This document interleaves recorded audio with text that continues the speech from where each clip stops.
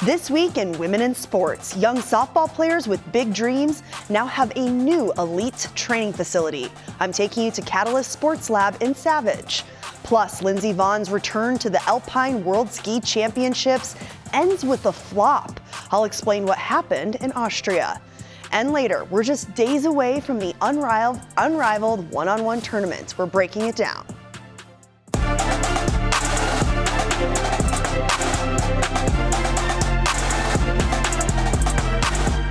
Thanks for joining. I'm Marielle Mohs, and here at WCCO, we're celebrating the highlights of female athletes in this new digital segment called Women in Sports.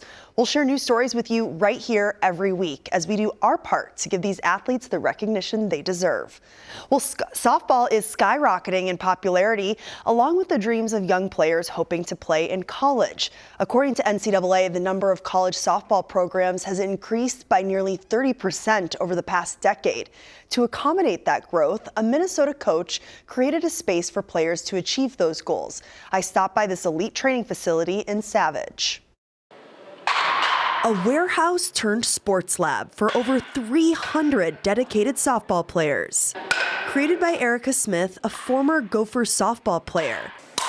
Good. All right, switch. After she graduated, she was training young players out of a facility shared with baseball. But as the sport of softball grew, along with the dreams of more girls wanting to take their game to the elite level, she knew something needed to change. Being limited to really just 3 cages at a time when you have hundreds of girls that are trying to get training in, the ability to do that was impossible. She created Catalyst Sports Lab to have everything a softball player needs under one roof. Batting cages, pitching bullpen, and a weight room.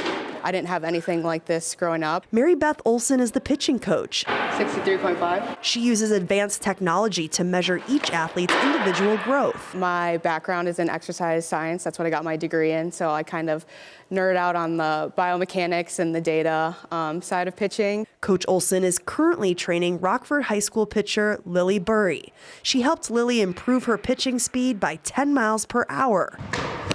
As a junior, Lily is in the thick of her college recruitment process, and her Catalyst coaches helped her get noticed by 6 teams so far. On Instagram, they'll post me and like all the good things that I've been doing, the work I've been putting in, so I think that plays a big role in why I'm getting recruited. Since opening their doors 2 years ago, they've helped over 50 athletes get on a college team, celebrating these accomplishments on maps as you enter the sports lab. We very rarely see girls transfer because we make sure that they're at the right fit.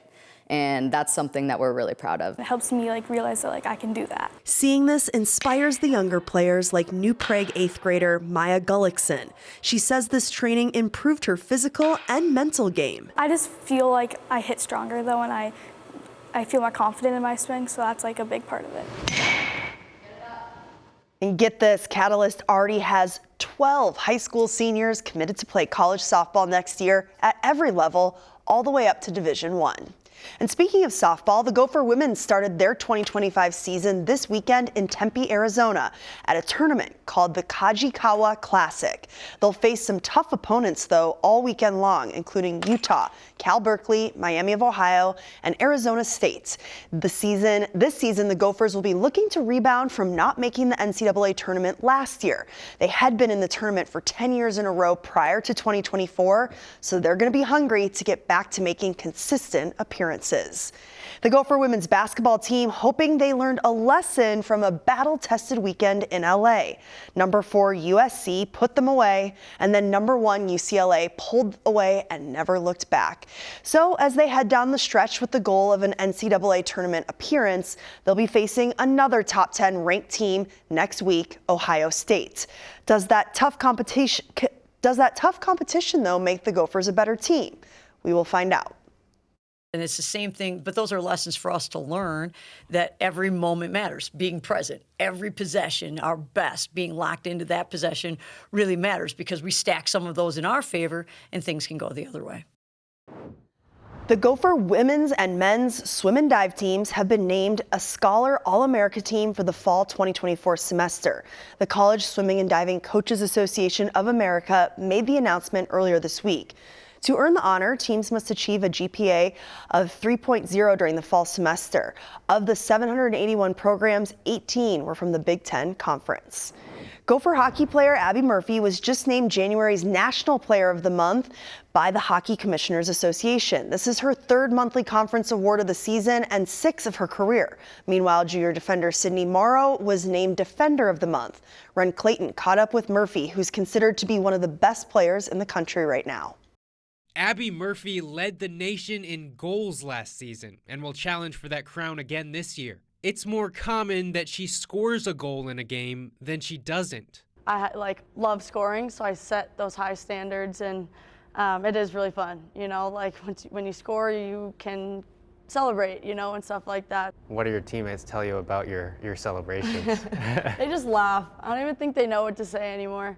Sometimes I don't even think, and I just do things. You really love playing hockey. Where's that come from? I think sports are here for us just to give you happiness. For me, none of my family played hockey. So, I mean, hockey was just something that God gave me, you know, to be good at, and I'm really lucky. Murphy plays with an edge, not always endearing herself to the opposition. How do your opponents, you know, kind of see you, kind of the attitude you play with? Yeah, they don't like me.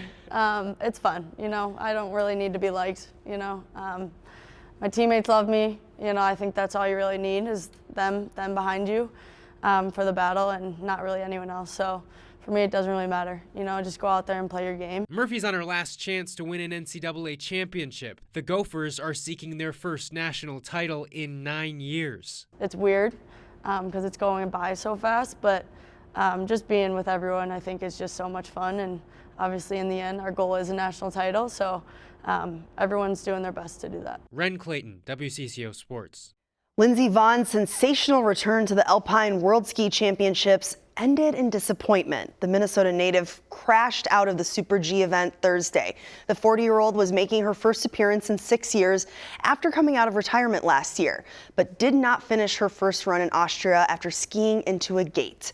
However, an American did earn a spot on the podium in the Super G. 22-year-old Lauren Makuga from Michigan tied for third. And in case you're wondering, Austrian Stephanie Vanier took gold. The countdown is on for the Milan Cortina 2026 Winter Olympics. We're now less than a year away from the Games in Italy. The International Olympic Committee president marked the occasion in Milan, saying the country is ready. But there have been a few concerns about some venues running late on preparations. That includes the century-old sliding center, which is being completely rebuilt. The International Olympic Committee already requested an alternative venue that would require moving bobsled, luge, and skeleton events to Lake Placid, New York, if the track in Italy isn't finished on time. Michigan native Claressa Shields is now the first undisputed world champion in 3 weight classes in the 4-belt era. The 29-year-old beat Danielle Perkins for the women's heavyweight title last weekend. Shields has also been the undisputed world champion at middleweight and light middleweight. The most recent undisputed heavyweight champion from the U.S. was Riddick Bowe in 1992, but that was the 3-belt era. Well, the Unrivaled one-on-one tournament tips off on Monday, and it's expected to make history. It will feature 30 elite players and will take place over 3 days, Monday, Tuesday, and Friday. Among the players are Lynx's Nafisa Collier and Courtney Williams. The total prize pool, $350,000. This is how it'll be broken down. The winner will get $200,000. Each clubmate of the winner will get $10,000 each, and the runner-up gets $50,000, and semifinalists who don't advance to the finals get $25,000 each. Well, we're going to take you to Wisconsin, where a high school in suburban Madison has 40 girls who play basketball. Mixed within those players on the Sun Prairie East Cardinals program are not 1, not 2, but 3 sets of twins. The team's motto is building a legacy, though this may not be exactly the kind of legacy they originally meant. The head coach says it's a special thing to have so many sisters playing on the court. When we first started talking about this, we're like, wow, you know, this is really special. We have 3 sets, we have 40 kids, but we have 3 sets of twins here. So what's the best part about being a twin? I would say just always having someone like with you, really in any situation. Kind of just always have someone, never like really alone. Yeah, never get bored. It's just like having a best friend with you all the time. So. And you guys never fight, apparently. Right? We're getting better. How cool is that? Well, golf has traditionally been a sport that lacks diversity, but there's a group in Florida working to change that. Christian Benavides explains. On the golf course, 18-year-old Stacy Pla has dreams of making it big. Be the world #1 someday, so that's like my dream, and yeah, just be like the #1, like the Rolex, see my name on that. To achieve that, she's out training every day, and it's showing results. In 2023, she was crowned champion at the APGA CSCAA Junior Series, which allowed her to meet and golf alongside pro Colin Morikawa. Let's finish this up. Attorney Phyllis Gillespie runs the nonprofit For Sisters, which is helping sponsor Pla. It's just letting people know what's possible when you put you have the financing and people backing you. The organization holds an annual tournament. Part of the proceeds help young Black women cover the cost of tournaments, traveling, and buying equipment. In Pla's case, that was about $35,000 last year. You got to see it. And I think that's why it's so important for young girls to know that we belong in that space. According to the PGA, out of about 31,000 pros, nearly 27,000 are white, with just 255 identifying as African Americans. The National Golf Foundation says headway has been made when it comes to diversity on the golf course, with an increase in both the number of women and people of color playing the game. Pla says another big inspiration is her mother, Sherry, a PGA pro who runs a golf clinic. She's proud, but we always strive to get better. We're just kind of pushing for the future. Hoping that Pla's journey can be an inspiration for the next generation. Cristian Benavides, CBS News, Palm City, Florida. Love to see women changing the status quo. Well, each year the PGA provides nearly $80,000 in diversity scholarships to universities offering PGA golf management programs. Well, thanks for watching this week's Women in Sports. We'll be back with more great stories next week. I'm Marielle Mohs.